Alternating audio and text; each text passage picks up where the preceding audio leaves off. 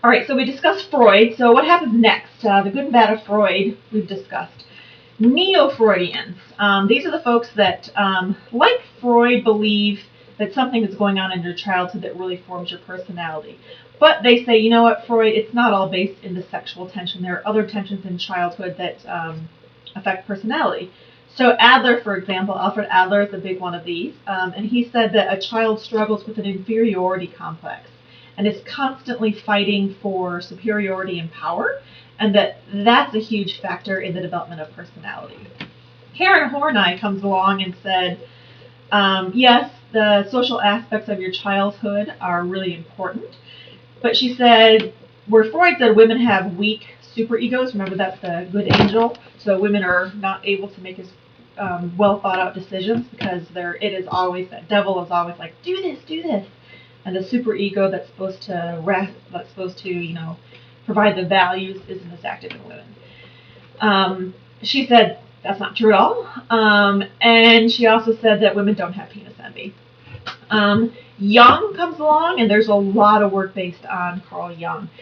He has this idea of the collective unconsciousness, which is really interesting, and it's basically this like common reservoir that every human has access to, and it's kind of a shared set of images from our past. So many cultures share the same myths, the same images, and he says that's because of this collective unconscious. So that's what happens to some of Freud, and again, there's a lot that comes out of Jung, but that's just the basis. So that's psychoanalysis Freudian. The next set of theories on personality is the humanistic perspective, and as you may or may not know, this is where our department at West Georgia is based. So this is all on the work of Abraham Maslow, and at West Georgia, they caught on to the work that Maslow was doing and asked Maslow, hey, we want to do this here, can you help us? So Maslow sends Mike Ahrens to West Georgia, who was someone that Maslow had trained, and that's how we got our humanistic start. We are no longer exclusively humanistic, but this is where our department is based out of, and not many departments are based in this. So there's your West Georgia history. So Abraham Maslow and Carl Rogers basically were tired of Freud and said there's got to be some other way. They said Freud is constantly focused on what's wrong with us, the negative aspects, the pathologies, and there's got to be more to it than that. So Maslow proposes, you've heard this hierarchy of needs. Self-actualization at the top, you've heard this in other sections of this class. Your basic needs have to be met, and then you can meet the needs at the next highest level, right? So take a look at that self-actualization, fulfilling your potential, and how you move up that chart.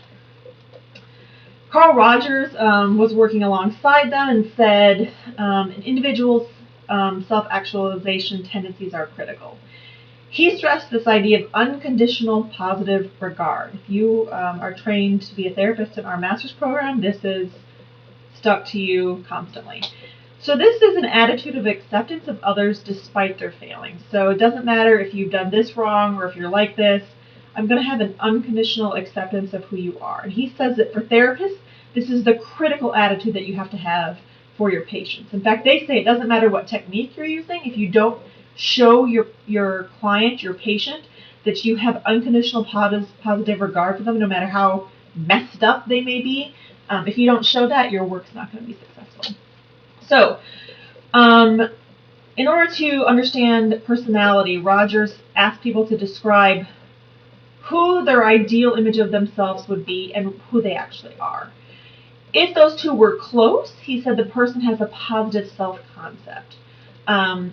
So humanistic psychology today, again, is not huge in the academic field of psychology, but it's huge in education, counseling, child development, all types of areas that emphasize this positive self-concept. Criticisms of humanistic psychology are plenty as well. A lot of folks will say it's too vague and it's too subjective, and how do you measure this? We at West Georgia say you measure it qualitatively, not quantitatively, and that's how we answer it. A lot of folks say that this humanistic perspective is too focused on the self and not your relationship to the other. It's all about self-actualization, right? So that some folks will say this can lead to a sense of selfishness, and it takes away from the focus on morality. which could have problems for social interactions. Other folks will also say, hey, this is great, but humans do really bad stuff, and humanistic psychology doesn't have any answer for why we do that bad stuff. So that's that. Let's see what else. The trait perspective. So psychoanalysis is one set of theories. Humanistic psychology is another set of theories. Now we move into the trait perspective. So this is more your social cognitive psychology. Let's see what we need to cover. Myers-Briggs. So many of you have heard of the Myers-Briggs test. This is 4 different aspects, different traits, and you can have a total of 16 different combinations. So I'm an ENTJ, for example, right? So this is based on the work of Carl Jung. Like I said, a lot comes out of the work of Carl Jung. And it said that personality differences are based on how people use their judgment and perception differently. So one of the assignments for this week is to take a Myers-Briggs. So the 4 traits that it's based off of, introversion and extroversion. This one gets confused a lot. It's not do you like people or not. It's a little bit deeper than that. And it's basically where do you get your energy from? Do you need time alone to recharge, or do you recharge around groups of people?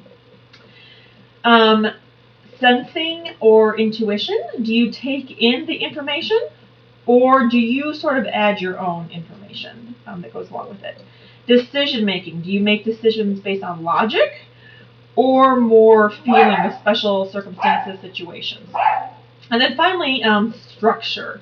So do you decide things, or do you stay open to new information and new options? So those are the 4 basic parts. Those are the traits, the 4 traits that Myers-Briggs is based on. The Enneagram is another set, another way of looking at this. It has 9 different personalities. They do correspond to the Myers-Briggs, but it's a separate thing. Both of these I really like. I think have really good, go into really good work. So you can take either one of those 2 quizzes and see what you think about them.